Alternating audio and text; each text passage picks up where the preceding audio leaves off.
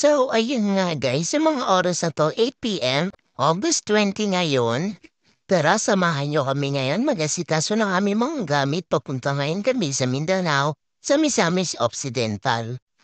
At sa mga oras na to nga, ayun, ulitin ko ay nag-aayos kami ng mga gamit namin para sa aming mga dadalhin. At ayun naman, pinakita ka namin pouch lagayin yun ng aming mga underwear.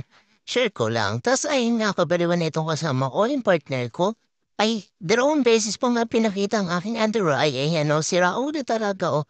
Yan yung gagamitin ko kasi pansin. Pero hindi ko yun talaga totoo yung magagamit. At ayun nga pala guys, tatlong bagahin namin, ayan, tatlong gamit namin. So maya-maya makakapag-isip kami na, madami pala kami masyadong dalayan. So ngayon binigyan kami ng father niya, dito nga, na isang maleta. Yun ay para sana hindi masyado madami ang aming bitbitin. So naging dalawa na lang ang aming dalahin.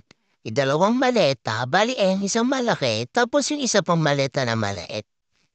Tapos guys, may kwento yun mamaya sa airport. Sundan nyo ang aming susunod na vlog. Yang dahilan niyang, na yan, maleta na yan. Diyan kami pahihirapan niya mamaya sa airport. Tatayin na nga guys, natapos namin ayusin ang aming mga gamit. So, ayun guys, mamaya pa naman yung flight namin. Anong oras na tayo alis? Mamaya pa naman 1 kami alis. So, kailangan muna namin mag-sleep para mamaya may powers tayo. So, ayun guys, balikan ko kayo later. Sama ko kayo sa pag-askaso namin. Bye guys! So, ayun guys, nagising na pala kami. Hindi ko na na-vlog kanina. Nagising kami. So, naligo na ako agad. Ay, kumain muna ako bago maligo. Tapos, ayun, ginising ko na yung isa dito. Yung isa ayaw ko mag-asikaso, di ba? Tapos kami lahat nag-asikaso na ako, di ba? So, ngayon naman gagawin ko ngayon is kukulitin na siya. Tapos, mag-asikaso na mag-ayos sa sarili. Tapos, para mai-pack up na namin yung aming gamit na ibaba na. Okay, madilim. So, ayun guys, samahan niyo ako mag-ayos.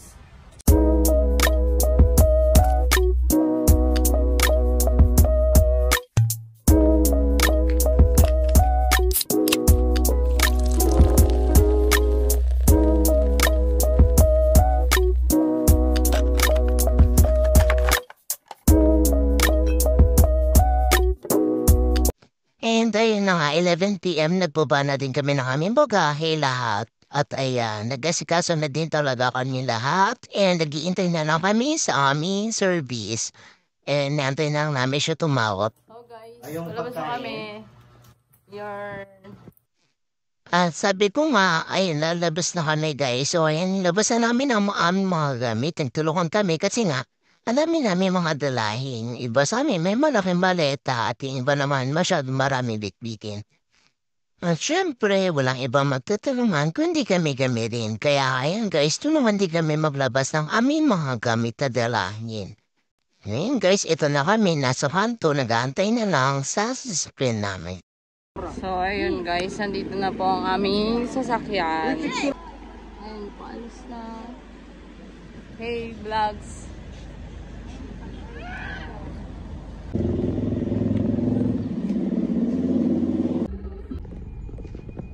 So yun guys, umalis kami pala ng 1 a.m.